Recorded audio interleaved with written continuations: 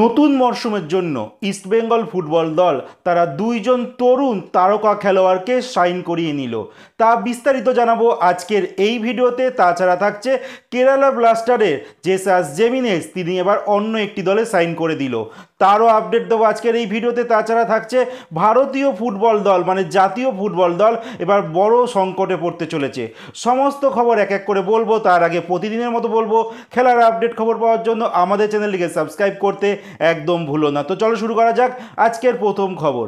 আজকের প্রথম খবরটি শুরু করছি জাতীয় ফুটবল দলকে নিয়ে, যেখানে জাতীয় ফুটবল দলের বর্তমান র্যাঙ্কিং এসে পৌঁছেছে 133। একটা সময় বলা হচ্ছিল ভারতীয় ফুটবল দল 2047 সালে নাকি ফিফা বিশ্বকাপ খেলতে পারে, বাট এখান থেকে দাঁড়িয়ে সেটা কিন্তু একদমই দেখা যাচ্ছে না। যত দিন যাচ্ছে ভারতীয় ফুটবল দল পিছুতে শুরু করেছে।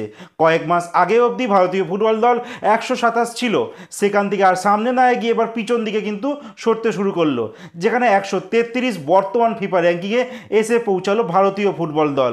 তার সঙ্গে সাফের যে সমস্ত দেশ আছে তাদের ফিফা র্যাঙ্কিংগুলো একবার তোমাদের বলে দিই। একদম লাস্টে রয়েছে শ্রীলঙ্কা, যাদের এই মুহূর্তে ফিফা র্যাঙ্কিং রয়েছে 196। তারপরে রয়েছে ভুটান, যাদের ফিফা র্যাঙ্কিং রয়েছে 186।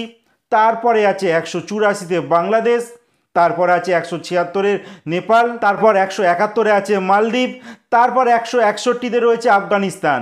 আর ভারতীয় ফুটবল দল এদের তুলনায় অনেকটা ভালো জায়গায় রয়েছে, বাট এই সমস্ত দেশের সঙ্গে ভারতীয় ফুটবল দল যদি তুলনা করে সেক্ষেত্রে ভারতীয় ফুটবল 150 কেন 200 পৌঁছে যেতে পারে। তো আগামী দিনে ভারতীয় ফুটবল দল মহা সংকটে কিন্তু পড়তে চলেছে। একটা সময় আমরা দেখেছিলাম যে আমরা 99 ক্রস করে গিয়েছিলাম, বাট এই মুহূর্তে আমরা 150 থেকে কিন্তু দেখা যাচ্ছে 200 দিকে যেতে চলেছি। এর পরবর্তী যে ম্যাচগুলো কিন্তু খুব কঠিন হতে চলেছে, যেখানে এএফসি এশিয়ান কাপ মূল পর্বে কোয়ালিফায়ারের ম্যাচগুলো সিঙ্গাপুর, বাংলাদেশ, হংকংয়ের টিমের মতো খেলতে হবে। এবার দেখা যাক সেই টিমগুলোর বিরুদ্ধে ভারতীয় ফুটবল দল কেমন রেজাল্ট করে। যাই হোক, এর পরের যে আপডেটটি দিতে চলেছি এফসি গোয়ার কথা। এফসি গোয়া কিন্তু আজকে অফিসিয়ালি একজন খেলোয়াড়ের সঙ্গে চুক্তি শেষ করে ফেললো। সেই খেলোয়াড়টির নাম ওনেই ওনান্দিয়া, যেই খেলোয়াড়টি একজন স্প্যানিশ মিডফিল্ডার। 35 বছর বয়সে এই খেলোয়াড়টি 2023 সালে এফসি গোয়াতে জয়েন করেছিল। এখনও অবধি 49টা ম্যাচ খেলেছেন এই মিডফিল্ডার, আর একখানা গোল করেছেন। আর এই খেলোয়াড়ের সঙ্গে কিন্তু এবার চুক্তি শেষ হয়ে গেল এফসি গোয়া। আর এই মুহূর্তে এফসি গোয়া মাত্র 3জন খেলোয়াড় লাস্ট ইয়ার যারা ছিল তাদেরকে রিটার্ন করেছে। সেই খেলোয়াড়গুলি হচ্ছে বোরা হেরেরা, ইকার গুয়ারিকসেনা, আরেকজন হচ্ছে ডেজাক ড্যাজিক। এই খেলোয়াড়গুলোর সঙ্গে কিন্তু তারা চুক্তি রিটেন করেছে। এছাড়া নতুন খেলোয়াড় হিসেবে সিভেরিও তোরোকে তারা রেখেছে। আরও দুটো স্পট এখনও ফাঁকা রয়েছে, দেখা যাক এই দুটো স্পটে তারা কাদেরকে নিতে চলেছে। এরপরের যে আপডেটটি দেবো কেরালা ব্লাস্টারের কথা। কেরালা ব্লাস্টার তাদের একজন স্প্যানিশ স্ট্রাইকার 31 বছর বয়সী, যেই খেলোয়াড়টি লাস্ট ইয়ার কেরালা ব্লাস্টারের হয়ে 12খানা কিন্তু গোল করেছিল আইএসএলে। যেই খেলোয়াড়টির নাম জেসাস জেমিনেজ। এই খেলোয়াড়টির সঙ্গে কেরালা ব্লাস্টারের আরও একটা মরশুম চুক্তি ছিল, কিন্তু এই খেলোয়াড়টি কেরালা ব্লাস্টারের সঙ্গে তার কন্ট্যাক্ট আগেই ব্রেক করে তিনি চলে গেলেন পোল্যান্ডের একটি ক্লাব, যেই ক্লাবটির নাম ব্রাক বেট তারমালিকা। এই ক্লাবটিতে তিনি সাইন করে নিয়েছে। এটা একটা পলিশ সেকেন্ড ডিভিশনের ক্লাব। এবার এই ক্লাবেই তিনি খেলবেন। 1 বছর কন্ট্যাক্ট থাকার পরও কিন্তু তিনি এই কেরালা ব্লাস্টার থেকে চলে গেলেন এই ক্লাবে। এই মুহূর্তে কিন্তু কেরালা ব্লাস্টারের একটা বিদেশি জায়গা কিন্তু ফাঁকা থেকে গেল। এখনও অবধি কিন্তু ট্রান্সফার উইন্ডো বন্ধ হয়নি। দেখা যাক কেরালা ব্লাস্টার তার জায়গায় কোন খেলোয়াড়কে সাইন করায়। এরপরের যে আপডেটটি দিতে চলেছি ইস্ট বেঙ্গলকে নিয়ে।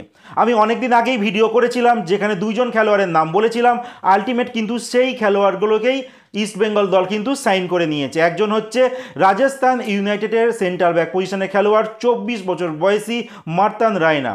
অনেকদিন আগেই ভিডিও বানিয়েছিলাম, আমাদের চ্যানেলে গিয়ে তোমরা দেখে নিতে পারো।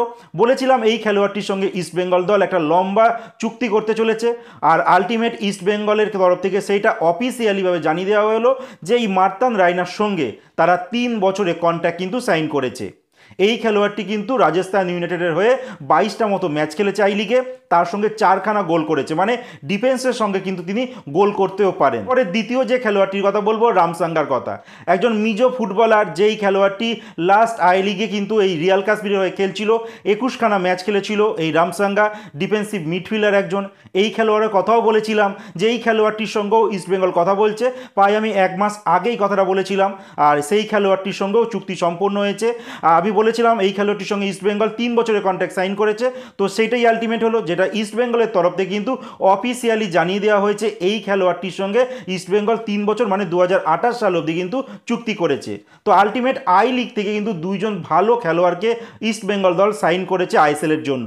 এরপর দেখার বিষয়, আই লিগ থেকে এই দুই তরুণ ফুটবলার যারা ইস্টবেঙ্গলে চান্স পেয়েছে আইএসএল খেলার জন্য, এবার এই খেলোয়াড় দিকে সবারই নজর থাকবে তারা ইস্টবেঙ্গলের হয়ে আইএসএলে কেমন পারফরমেন্স করে, কারণ এই খেলোয়াড় দুটি কিন্তু আইএসএলের যথেষ্ট তাদের প্রতিভা ঝলক দেখিয়েছে।